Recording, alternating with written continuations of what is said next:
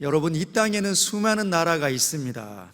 국제적인 표준화 기구에 따르면 이 세상에, 이 지구 가운데 약 249개의 나라가 존재한다고 합니다. 땅이 있고, 즉 영토가 있고 국민이 있으며 그 땅을 다스리는 주권, 정부가 있는 나라가 249개의 나라가 있다고 합니다. 여러분은 249개의 나라 중에 몇 개의 나라를 가보셨습니까? 미국, 중국, 일본, 프랑스, 독일, 영국, 또는 인도네시아, 파키스탄, 우즈베키스탄, 카자흐스탄, 이란과 이라크 등.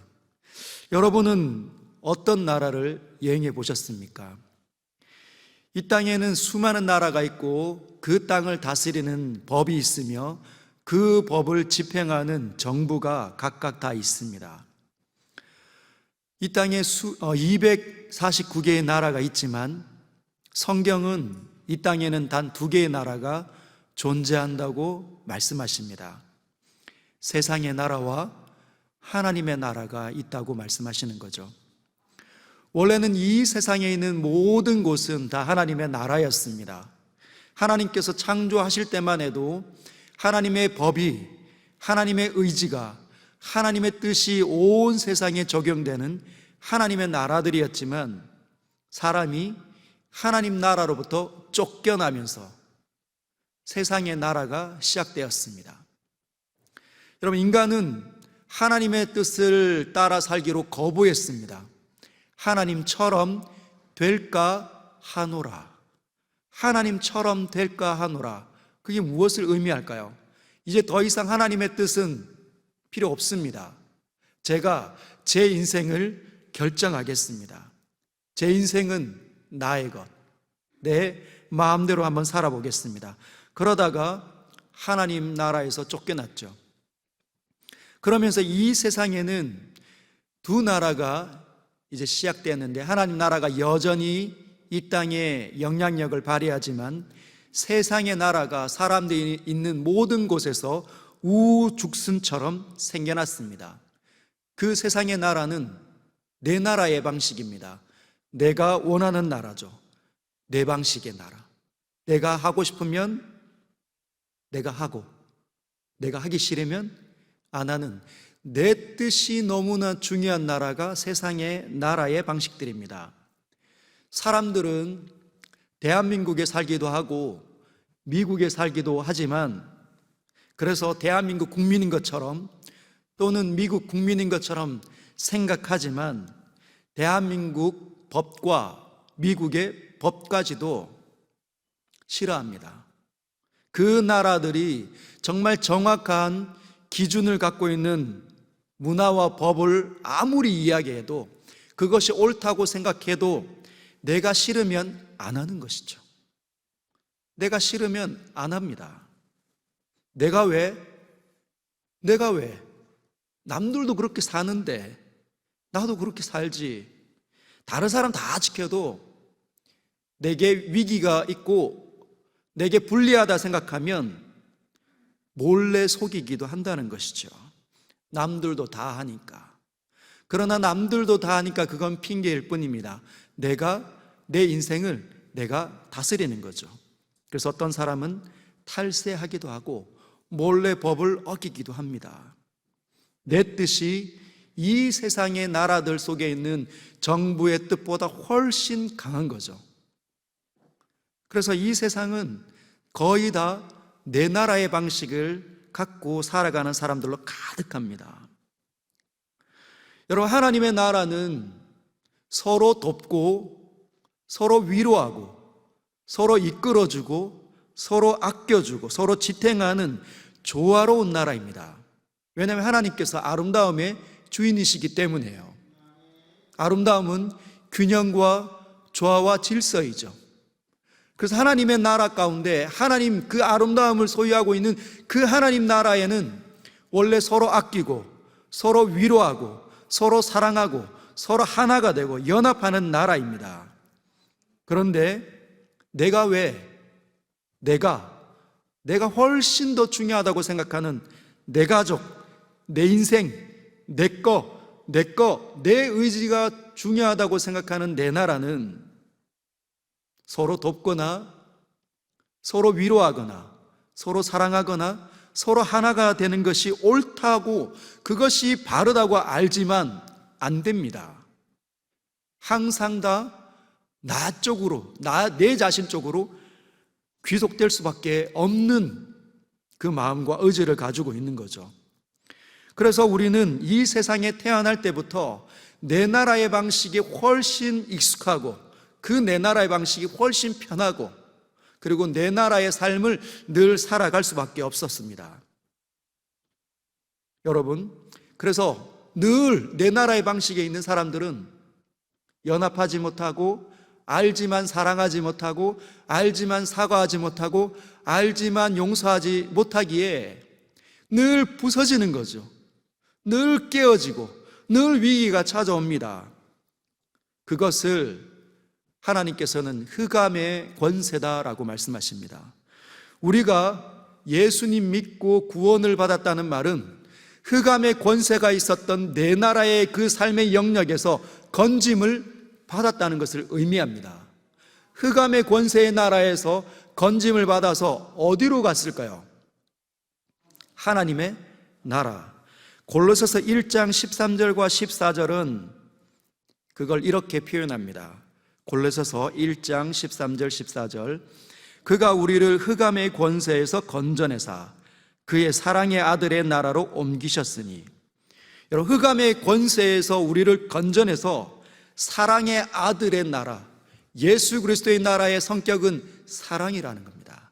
사랑은 언제나 오래 참고, 사랑은 언제나 온유하며, 사랑은 악한 것을 생각하지 아니하며, 성내지 아니하며,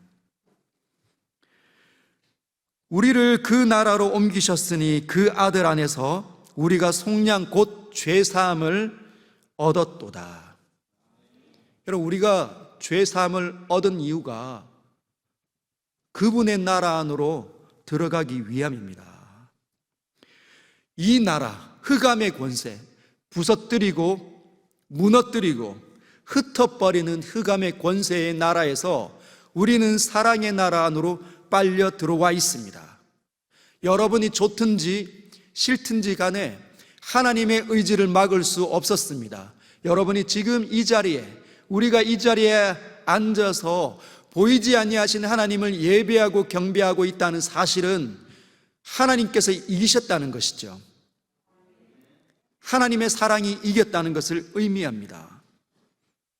여러분, 그 나라는, 하나님의 나라는 사랑의 나라입니다.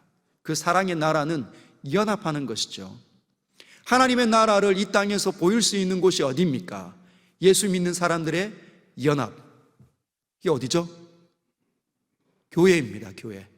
교회는 우리가 지금 앉아있는 이 예배당이 교회가 아닙니다. 이 예배당은 서연교회가 모이는 장소예요. 서연교회는 저와 여러분들입니다. 저와 여러분들의 연합, 예수 믿는 사람들의 연합, 예수 믿는 사람의 하나 되는 그 장소가, 그곳이 바로 교회라는 것이죠. 그래서 그 나라는 연합입니다. 연합하기 위해서 우리 자신을 내려놓고 상대방을 받아내야 된다는 거죠. 이것이 하나님 나라가 시작되는 곳입니다. 그래서 교회에 나오면 예수님 믿게 되는 거죠. 하나님의 말씀과 은혜에 감동이 되어서 하나님의 사랑이 얼마나 큰지 그 사랑에 감동이 되면 하나님 나라가 열리고, 옆 사람들을, 전혀 내 인생에 상관없었던 사람들을 나의 형제로 자매로 받기 시작한다는 것이죠. 그리고 하나님께서는 말씀을 통해서 수많은 하나님의 나라의 방식들을 이야기하십니다. 그 중에 하나가 비판하지 말라. 연합하기 위해서, 사랑하기 위해서, 하나 되기 위해서 우리가 우리 삶 가운데 그동안 잊지 않았던 삶의 방식, 그것이 비판하지 않는 것이죠. 우리는 2주째 지금 비판하지 말라는 주님의 명령 앞에 앉아 있습니다. 주님은 왜 비판하지 말라고 우리에게 가르쳐 주셨을까요? 그것이 세상의 나라, 즉 내 나라의 삶의 방식이 비판하는 삶이었기 때문입니다. 비판하는 삶. 지난주에 말씀드렸던 평가쟁이들. 우리는 사람들이기 때문에 하나님을 닮아서 이 땅에 존재하다 보니 세상을 진단하는데 얼마나 빠른지 모릅니다. 그리고 정확하게 분석해냅니다. 그리고 그 잘못된 것들, 연약한 것들, 결핍들을 채우고 발전시켜서 정말 좋아지게 만들려고 애를 쓰는 그런 능력 있는 위대한 피조물입니다. 저와 여러분들은 그런 존재이죠. 그런데 그런 인간들이 비판하려 든다는 겁니다. 비판하려고 하는 거죠. 오랫동안 어릴 때부터 우리의 지금까지의 삶, 예수 믿는 지금까지 우리를 집요하게 따라오고 있는 삶 가운데 하나가 비판하는 거라는 거죠. 쉽게 정죄하는 겁니다. 비판한다. 우리가 지난주에 살펴본 것처럼 비판하다는 헬라어 원문은 크리노. 한번 따라할까요? 크리노. 크리노는 심판하다, 재판하다, 그리고 헤아리다. 헤아리다는 단어는 메트레오. 한번 따라할까요? 메트레오. 메트레오. 이 메트레오는 측량하다, 저울을 가지고 측량하는 거예요. 이게 뭔가가 정확한 무게인지 아닌지를 달아보는 겁니다. 저울질하는 것을 메트레오라고 합니다. 비판하려 하고 헤아리려고 한다는 거죠.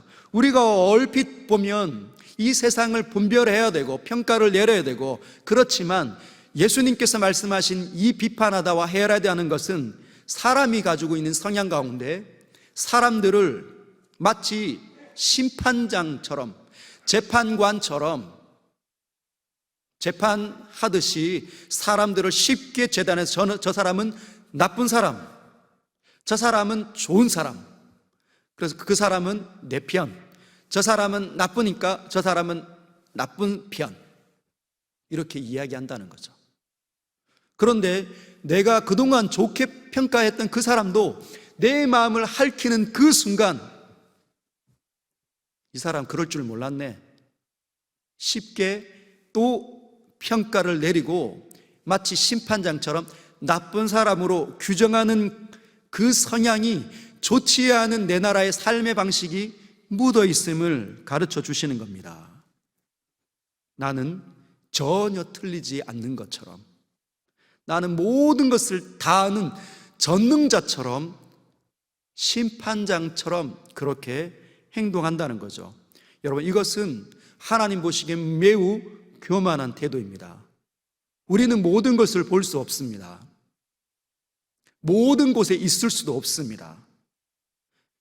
우리에게 일어나는 일조차 꿰뚫을 수 없고 내 마음조차 우리는 이해할 수 없지 않습니까?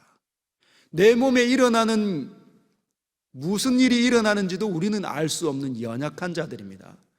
그런데 마치 우리가 모든 것을 다 알고 있는 것처럼, 그리고 우리가 마치 하나도 오류가 없는 사람처럼 사람들을, 세상을 평가하고 재단하는 일은 우리는 해서는 안 됩니다. 그 일은 하나님께만 있는 거죠. 하나님의 권위에 도전하는 것이 그렇게 행동하는 것입니다.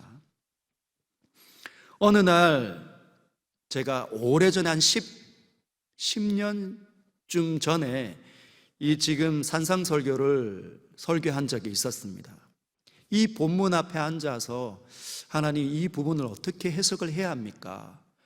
제게 있는 사람들에게 어떻게 이 본문을 열어줘야 합니까?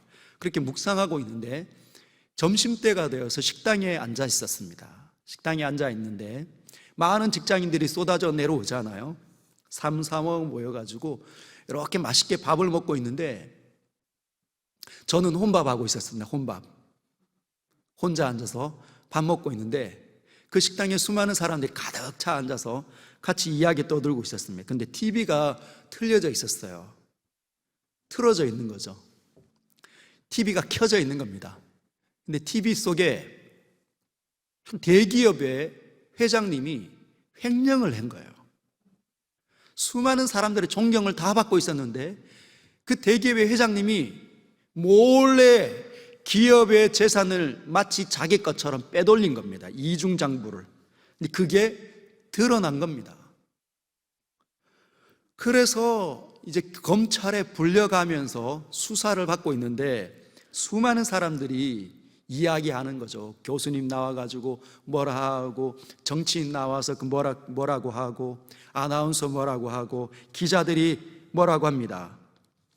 그런데 그 TV의 소리를 듣는 앉아있는 직장인들이 하나같이 이야기하는 거예요. 넥타이 매고 여기에 이제 어떤 그 회사에 다니는지 명찰 딱 달고 밥 먹는 그들이, 아, 저 사람 진짜 나쁜 사람이구만. 욕심쟁이에요, 욕심쟁이. 그렇게 수많은 돈을 가지고 있으면 더 얻고 싶어서, 더 갖고 싶어서 완전히 돈에 환장했구만. 자기 가족들, 그래서 그 TV 속에 뭐 기자들이 나와서 그 사모님이 어떤 옷을 입고 있고 어떤 집에 살고 또 기사를 어떻게 때리고 그 자녀들은 어떻게 아나무인으로 사는지 이게 얘기하니까 어떤 사람들이 손가락질하면서 막 열을 내는 겁니다. 콩밥 좀 먹어야 돼. 저런 사람들은 좀 콩밥 좀 먹어서 정신을 차려야 돼. 저도 제 마음속에 진짜 나쁜 사람들이구만. 정말 하나님을 인정하지 않는 전형적인 사람들이야. 이런 마음이 쑥 올라왔는데 그때 주님이 오늘 그 본문을 묵상하고 설교 다음 주에 해야 되는데 그 말씀이 떠오르게 하시면서 주님 저에게 이렇게 말씀하셨습니다. 너는 다르냐? 너는 다르냐? 모든 것을 다 아는 사람들처럼, 모든 것을 다 아는 것처럼 말하는 이 사람들처럼 너는 다 알고 있느냐? 제가 충격이었습니다. 저에게 적지 않은 충격이 왔습니다. 똥 묻은 개가 겨 묻은 개를 나무라고 있는 것은 아닌가? 오늘 본문에 보면 주님이 2절에 이렇게 말씀하시죠. 너희가 비판하는 그 비판으로 너희가 비판을 받을 것이요 너희가 헤아리는 그 헤아림으로 너희가 헤아림을 받을 것이라. 얼마나 충격적인 말씀인지. 비판하지 않도록 가르쳐야 되겠다 생각했지만 우리가 비판하고 우리가 쉽게 재단하고 평가를 내릴 때 하나님께서 우리를 그렇게 평가 내리실 수 있다는 겁니다. 너무너무 정확하게 우리는 진단합니다. 너무너무 정확하고 그리고 너무너무 탁월하게 분별해내서 평가를 내리지만 긍휼함이 없이 사랑함이 없이 무자비하게 오직 절대적인 기준 하나만으로 상대를 몰아세울 수 있다는 거죠. 만약에 하나님께서 우리를 대하실 때 자비가 없이 긍휼함이 없이 불쌍히 여기는 마음이 없이 그분의 절대적인 기준을 우리에게 들여다대면 우리는 어떻게 될까요? 그 사실을 깨닫는데 소름이 끼쳤습니다. 나는 감당할 수 없다. 그렇구나. 내가 마치 모든 것들을 다 아는 것처럼 나는 저 사람들보다 훨씬 더 나은 사람인 것처럼 쉽게 판단 내리는 이 자리를 내가 떠나야 되겠다. 그런 생각이 들었습니다. 사랑하는 성도 여러분, 3절과 4절을 보면 어찌하여 형제의 눈 속에 있는 티는 보고 내 눈 속에 있는 들보는 깨닫지 못하느냐. 보라, 내 눈 속에 들보가 있는데 어찌하여 형제에게 말하기를 나로 내 눈 속에 있는 티를 빼게 하라 하겠느냐. 주님이 우리에게 말씀하시면 너의 성향을 멈추어라. 네 자신을 알아야 한다. 여러분, 우리는 남의 눈에 티끌이 보이면 견딜 수 없습니다. 빼주고 싶어서, 지적하고 싶어서, 꼬집어주고 싶어서, 가르쳐주고 싶어서, 한 수 대갚아주고 싶어서, 복수하고 싶어서, 눈 흘기고 싶어서, 나쁜 말 한번 해주고 싶어서 우리는 견딜 수 없어 한다는 거죠. 그 성향에 지면 싸움과 다툼이 일어납니다. 여러분, 예수님 당시에 예수님께서 이 말씀을 누구를 겨냥하면서 하셨을까요? 물론 세상에 있는 모든 사람들이지만 특별히 율법주의자들에게 하신 말씀입니다. 여러분, 율법주의자가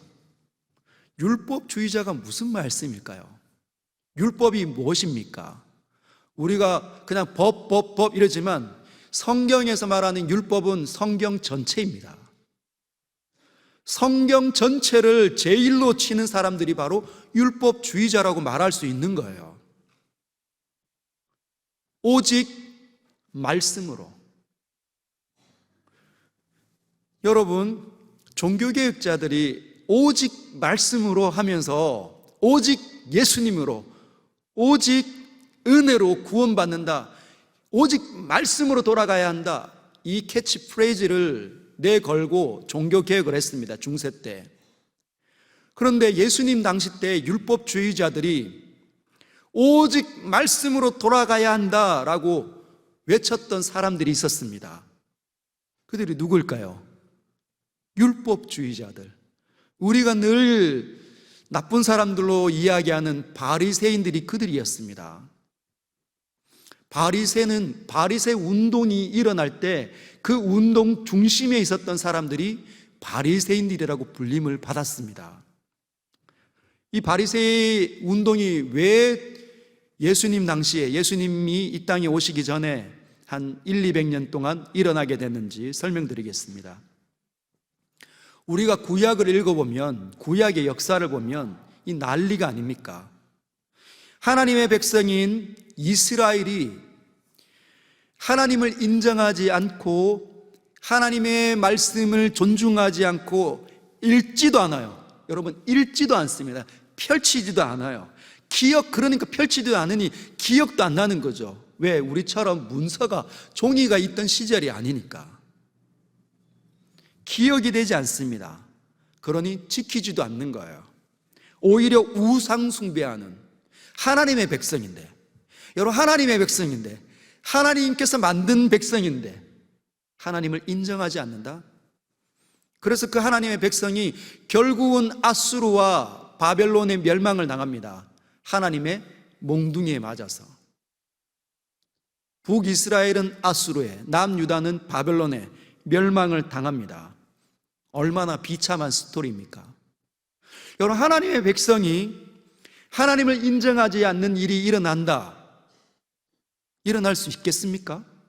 하나님의 백성인데, 하나님께서 역사하시고 하나님께서 보호하시고 하나님께서 말씀하시고 하나님께서 인도하시고 지키는 그 백성이 하나님을 인정하지 않는다. 실제로 역사 가운데 일어난 거죠. 그래서 멸망을 당했습니다, 가나안 땅에서. 그리고 바벨론으로 잡혀갔던 이스라엘이 70년 동안 왜 그 나그네로 살고 있다가 바벨론에서 포로 생활을 하고 있다가 70년이 되고 난 다음에 예루살렘으로, 이스라엘 땅으로 다시 돌아옵니다. 그것이 말라기까지, 우리 마태복음 앞에 있는 말라기까지의 기록입니다. 돌아와서 이들이 한 일이 무엇일까요? 하나님의 백성이 멸망당하고 70년 만에 자기의 땅으로 돌아와서 한 일이 무엇일까요? 철저한 회개와 반성. 철저한 회개와 반성을 했습니다. 우리가 잘못 살았습니다. 성전을 지어놓고 눈물을 흘리며 회개하기 시작합니다. 여러분, 잘 기억해 보십시오. 70년 이후에 돌아왔어요. 포로로 잡혀갔던 사람들은 그 바벨론 땅에서 죽은 것이죠. 70년 만에 돌아온 사람들은 그들의 후손들일 겁니다. 그러면은 70년 만에 자기의 땅을, 아버지의 땅, 부모님의 선조의 땅으로 돌아온 그들이 잘못한 게 뭐가 있습니까? 그들이 회개할 게 뭐가 있습니까? 회개할 필요가 없는 거죠. 그들의 부모와 그들의 할아버지와 할머니 때의 죄악이니까 그들이 회개를 하는 것이 마땅하지만 돌아온 후예들이 우리가 잘못했습니다. 동질감을 느끼는 거죠. 대표성을 느끼는 겁니다. 그러면서 그러면 이제 어떻게 살아가야 하는 것인가? 서로에게 질문하기 시작했습니다. So what? 그래서 우리는 이 땅에 다시 돌아왔는데 어떻게 살 것인가? 그때 외쳤던 것이 다시 하나님의 말씀으로 돌아가자. 이것이 바리새 운동이었어요. 얼마나 경건하고 얼마나 거룩한 운동입니까? 다시 하나님의 말씀으로 돌아가자. 하나님의 말씀을 읽지 않고 기억하지 않고 그 속에 있는 하나님의 뜻들을 존중하지 않고 살아왔기에 멸망당했다면 다시 하나님의 말씀으로 돌아가면 된다. 그래서 철저하게 지키기 시작했습니다. 종교개혁자들이 말했던 솔라 스크립투라, 오직 말씀으로. 근데 문제는 시간이 흐르면서 변질된다는 게 문제예요. 시간이 흐르면서 그 원래 가졌던 그 태도가 변질되기 시작했습니다. 예레미야 17장 9절은 이렇게 이야기합니다. 만물보다 거짓되고 심히 부패한 것은 마음이라. 여러분, 마음이 얼마나 쉽게 부패하는지, 생선이 바깥에 뜨거운 햇빛에 놔두면 금방 부패해야 파리가 끼는, 그것보다 더 쉽게 부패하는 것이 마음이라는 거예요. 저와 여러분들 안에 있는 이 마음, 의지, 우리의 의지가 쉽게 부패된다는 겁니다. 작심 3일. 그러나 3일도 잘 안 가는 사람이 얼마나 많은지. 쉽게 얘기해서 남편과 아내가 오늘 뭐 먹을래? 당신이 원하는 거 먹을게. 당신이 원하면 돼. 그럼 나 오늘 짜장면. 아니, 그거 말고. 여러분, 만물보다 쉽게 부패되는 것이 우리의 마음입니다. 우리의 의지라는 거예요. 그래서 잠언 4장 23절은 우리에게 이렇게 도전합니다.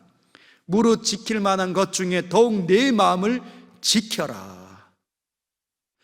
지킬 수 있는 수많은 것들, 내 가족과 내 직장과 내 사업토와 우리의 모든 것을 지키는 것보다 훨씬 더 강하게 우선적으로 지켜야 되는 것이 부패하기 쉬운 내 의지, 내 마음이라는 거예요. 왜? 생명의 근원이 이곳에서 일어나기 때문이라는 거죠. 여러분, 바리새 운동을 해서 바리새인들이 이스라엘 백성들을 막 부흥을 가지고 왔습니다. 그러나 얼마 가지 않아서 율법만 남은 거죠. 마음이 하나님으로부터 멀어진 겁니다. 모든 것을 판단하고 모든 것을 분별을 하고, 그래서 판단력과 분별력은 좋아졌는데 기준은 가지고 있는데 마음이 부패되니까 껍데기만 남아서 전혀 사랑이 없는 채로 이 기준을 가지고 사람들을 대하기 시작한 겁니다. 딱 이 기준에 봐서 너는 나쁜 사람, 너는 좋은 사람. 남을 정죄하기 시작하는 거죠. 얼마나 눈빛이 빨리 바뀌는지 정죄하기 시작합니다. 무자비하고 긍휼이 없고. 여러분, 그래서 하나님을 진짜 잘 믿는 사람이 되시길 바랍니다. 하나님을 진짜 잘 믿는 사람이, 그 사람에게서 은혜가 중단되면 어떻게 될까요? 하나님을 진짜 잘 믿는 사람이 은혜가 중단이 되면 기준만 남는다는 거예요. 엄격한 기준만 남아서 율법주의자가 됩니다. 그 사람들을 가리켜 외식한다, 주님 연기한다 말하는 거죠. 여러분, 은혜는 하나님으로부터 오는 겁니다. 신적인 특성이 있는 거예요. 위로부터 주어지는 거죠. 우리가 거듭나는 것도 위로부터 은혜가 주어졌기 때문에 하나님을 향한 눈이 띄어지는 거죠. 왜? 그분이 생명의 주관자이시니까. 그분이 내 안에 하나님의 당신의 선한 영향력을 끊임없이 부어주시는 그 사건을 은혜 받는다라고 말하는 겁니다. 하나님께서 주신 것이니 아름다움의 성격이 있어요. 균형과 조화와 질서가 있는 거죠. 은혜는 사람으로 하여금 균형과 조화와 질서를 갖추게 합니다. 첫 번째, 은혜를 받으면 자기 자신을 보는 거죠. 아, 내가 오늘도 말을 잘못 사용했구나. 입술을 때리면서 정말 나는 못됐어. 이렇게 하나님을 정말 사랑하면서 남에게 이렇게 나쁜 말을 했단 말이야. 견딜 수 없어 하는 거. 자신을 볼 수밖에 없습니다. 왜? 하나님은 그 안에 하나님을 닮아 있지 않는 것을 견딜 수 없어 하니까. 하나님 이 안에서 살아 꿈틀거리시면 이것이 고통스러워지는 겁니다. 나는 부족하구나. 자기 자신을 1차적으로 객관적으로 보는 눈이 생깁니다. 은혜는 그래요. 근데 이 하나님의 나라의 성격 아닙니까? 은혜가 주어지지 않는 사람들은 내 나라의 삶이잖아요. 자기를 못 봅니다. 내가 남은 판단해도 자기를 판단 못 내리는 거죠. 자기를 정죄 못 합니다. 내가 왜? 남들도 그러는데 좀 하면 어때? 내 인생은 내 거지. 이런 생각이 함몰되어 있으면 못 해낸다는 거죠. 자기를 못 봅니다. 그러나 은혜는 자기를 선명하게 보게 만듭니다. 뿐만 아니라 자기를 보게 하고 자기 앞에 있는 세상도 바로 보게 한다는 거예요. 그게 균형입니다. 그게 균형이에요. 그게 조화라는 거죠. 세상이 하나님이 없기 때문에 저렇구나. 하나님이 나를 참은 것처럼 나도 저를 참아내자. 내가 무엇을 해야 할까? 그렇게 생각한다는 거죠. 그러나 이 은혜가 없어지면, 은혜가 거의 주어지지 않고 은혜를 받지 않고 한 주를 살면 어떤 삶으로 나타날까요? 세상에 살아왔던 오래된 습관 또 치우칩니다. 한쪽으로 또 함몰되고 치우쳐서 제대로 평가를 못 내린다는 거죠. 세상만 보이는 겁니다. 그래서 어떻게 할까요? 예배를 드리는데 하나님의 은혜가 없으면 오늘 저 말씀 김 집사님 꼭 들었어야 되는데, 우리 집 양반 꼭 들었어야 했는데 오늘따라 왜 안 나왔나? 이런 얘기만 한다는 거예요. 하나님의 은혜가 있는 사람은 김 집사님과 내가 이런 갈등이 있구나. 내가 무엇을 해야 할까? 내 부족함은 무엇일까? 오늘 말씀 통해서 다 보이는 거죠. 하나님의 빛이시니까. 여러분, 그래서 우리가 제대로 된 판단을 내리고 분석하고 분별하려면 나를 먼저 보는 일을 시작해야 할 수 있어야 합니다. 내가 보여야 돼요. 내가 누구인지, 내가 정말 은혜로 구원받은 사람인지를 자각할 수 있어야 남을 비로소 받을 수 있습니다. 거저 받은 은혜기에 나도 그 사람에게 다가갈 수 있는 거죠. 나를 제대로 보려면 여러분, 은혜를 받아야 합니다. 은혜를 사모하십시오. 은혜를 사모하십시오. 우리 지난주 금요일 날 했던 베드로전서 2장에 있는 말씀처럼 신령한 젖을 사모하라. 갓난아기처럼 신령한 젖을 사모하라. 갓난아기가 엄마의 품을 멀어지면 견딜 수 없어서 불안해하며 울고, 엄마의 젖이 그리워서 엄마의 가슴 파고로 막 파고드는 그 갓난아기처럼 하나님의 품속으로 파고 들어가야 된다는 거죠. 하나님께서 내게 은혜를 주셔야 살 수 있음을 아니까 울부짖는 겁니다. 유일하게 하나님 안에만, 하나님 그 품에만 내 모든 샬롬이 있음을 깨달아야 알 수 있는 거죠. 그것이 은혜를 사모함입니다. 은혜를 누리려면 말씀과 기도에 승리해야 합니다. 지금 상반기 동안 여러분 잘 알고 계시죠? 시냇가에 심은 나무가 되게 하소서. 첫 번째, 여호와를 즐거워하자. 두 번째, 말씀을 묵상하자. 세 번째, 지혜와 생명이 있는 자로 드러나자. 오직 말씀의 뿌리를 내린 사람만이 성경은 복 있는 사람이다 말씀하시는 것 기억하시길 바랍니다. 시편 119편 7절에 이렇게 이야기하고 있습니다. 내가 주의 의로운 판단을 배울 때에는 정직한 마음으로 주께 감사하리다. 주의 의로운 판단. 여러분, 우리가 세상을 제대로 판단하고 나를 제대로 판단하고 분석하고 진단해 내려면 주의 의로운 판단이 있어야 제대로 볼 수 있는 것 꼭 기억하십시오. 주의 의로운 판단은 이 성경책을 주야로 묵상하는 사람들에게만 주어지는 겁니다. 이 성경책에 있는 하나님의 음성으로 내 모든 이 정신과 마음과 의지를 이렇게 다시 채울 때 우리는 하나님의 시선으로 세상을 바라보게 되겠죠. 하나님의 시선으로 나도 보고 내 주변에 있는 세상을 바라보게 될 겁니다. 그러나 이 하나님의 소리가 들리지 않으면 내 시각으로 나도 보고 내 시각으로 세상도 보이는 거예요.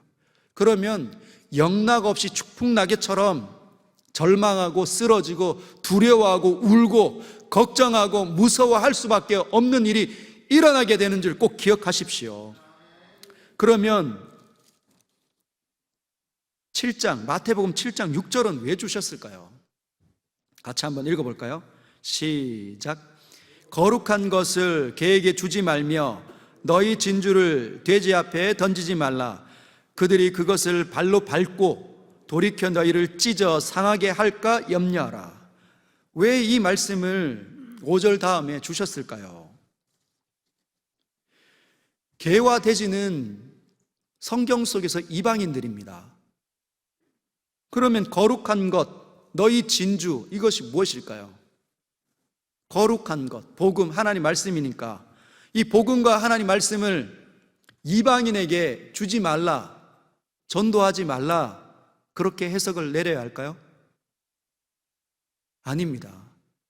오늘 이 본문은, 이 6절은 1절부터 5절에 있는 내용을 따라 같이 해석해야 가장 자연스럽습니다. 여러분, 거룩한 것, 진주. 진주는 귀한 보석이죠. 거룩한 것은 하나님과 관계된 것, 즉 하나님의 나라, 복음, 예수 그리스도, 그것을 의미할 수 있습니다. 그러면 개, 돼지는 뭘까요? 개는 오늘 본문은 으르렁거리고 찢는다, 물고 찢는다, 그죠? 돼지는 발로 밟는다. 여러분, 개는 으르렁거립니다. 으르렁거립니다. 밥을 주면 주인도 물어요. 밥을 주고 난 다음에 그 먹는 걸 뺏으려고 하면 으르렁거리다가 주인도 물고 싶어 합니다. 왜? 먹는 것에 집착하니까. 여러분, 먹는 거 얼마나 좋아하는지 모릅니다. 개들이 훈련을 하면, 자, 멈춰 먹어 하면 얼마나 빨리 먹는지. 훈련이 되어서 조절은 하지만 먹는 게 얼마나 집착하는지 몰라요. 돼지는요, 돼지는 배설물에 누워도 개의치 않습니다. 발로 소중한 것을 필요하지 않죠. 먹는 것, 즉 개와 돼지는 이 땅에 있는 것들에 함몰되어져 있는 사람, 힘, 권력, 성공, 부, 하나님보다 이런 것에 함몰되어져 있는 사람, 그래서 그것이 없으면 견딜 수 없어 하는 사람, 그런 사람들의 특징, 즉 5절에 있는 외식하는 자여, 외식하는 사람들의 전형적인 특징이라는 거죠. 왜? 율법주의자가 되어서 바리새의 운동을 해서 하나님의 말씀으로 돌아가자고 펼치기는 했는데 시간이 지나면서 은혜가 사라지니 뭐만 남은 겁니까? 기준만 남은 거죠. 하나님의 말씀이 주는 선한 영향력은 없는 겁니다. 그래서 여전히 세상의 나라의 방식인 힘과 권력과 부, 성공 이런 거에 함몰되어져서 율법이 그것을 가지고 오는 것처럼 그렇게 착각을 하는 겁니다. 그것을 외식하는 사람, 그 외식하는 사람들이 그 법을 가지고 함부로 사람들을 평가하죠. 함부로 사람들을 평가합니다. 저 사람은 저게 문제야. 저 사람은 저게 나빠. 뭐 교회는 이런 게 문제, 목사는 뭐가 문제고, 장로는 저게 문제고, 보면은 자기가 모든 것들을 다 아는 사람처럼 생각하지만 우리는 다 압니다. 그분이 매우 못된 분이라는 걸. 그렇죠. 누구든지 압니다. 어린아이도 알아요. 이 사람이 나를 좋아하는지 나를 싫어하는지, 나쁘고 힘들게 하는지 그 말들을 통해 안다는 겁니다. 근데 그 사람들이 막 하고 있는 그 행위를 보면서 어떻게 접근하지 말라는 겁니까? 가서 가르쳐 주지 말라는 겁니다. 그렇게 살면 안 됩니다. 하나님 나라는 그런 게 아닙니다. 예수 믿는 건 그런 게 아니에요. 남을 이렇게 비판하거나 남을 이렇게 쉽게 재판정처럼 그렇게 하면 안 됩니다. 그럼 어떻게 하는 거죠? 짜증이 막, 미움이, 분노가 막 불일 듯 일어나는 거죠. 그래서 그렇게 말한 사람을 찢어버리고 싶은 겁니다. 상처 주고 싶고. 그런 내 나라의 특징이 있다는 거예요. 사랑하는 성도 여러분, 교회 앞에 그런 사람들이 이 한국 사회에 있습니다. 하나님 말씀을 가르치는 것 같지만, 신앙생활을 하는 것 같지만 은혜가 사라진 사람들, 그런 사람들은 한쪽으로 치우쳐 있는 거죠. 그래서 본인들이 뭘 하고 있는지를 몰라요. 여러분, 하나님 나라와 교회는 연합하는 성격. 하나님 나라가 하나님께서 주인이시고 교회는 그분의 몸 아닙니까? 그래서 얼마나 거룩하고 얼마나 소중한 보석입니까? 그런데 그들은 그게 보배롭고 그게 거룩하고 그게 존귀하다고 생각하지 않아요. 왜? 하나님을 인정하지 않기 때문에. 그래서 교회를 찌들려고 하고 교회를 망가뜨리는데 본인의 판단과 본인의 말과 행동이 가혹하게 지금 진행되고 있는데, 한쪽으로 치우쳐서 한쪽 말만 듣고 있는데 모른다는 겁니다. 얼마나 많이 한국 사회가 지금 무너지고 있는지. 주님의 이 말씀은 우리에게 무엇을 교훈할까요?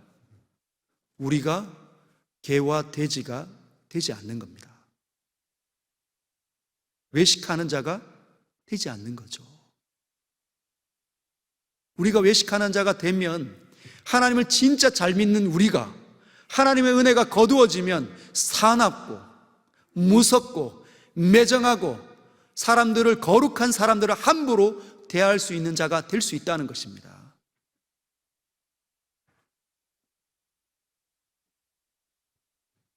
사랑하는 성도 여러분, 주님의 말씀 앞에 서 있으십시오. 우리 자신을 지켜내시길 바랍니다. 우리가 가지고 있는 수많은 것들보다 우리 자신의 영혼과 우리 마음을 지켜내십시오. 그리고 하나님의 말씀인 이 거룩함으로 우리 자신을 지켜내서 사람들에게 따뜻한 사람으로, 사랑스러운 사람으로, 온유한 사람으로, 위로하는 사람으로, 하나님의 사람으로 드러나시길 주님의 이름으로 축복합니다.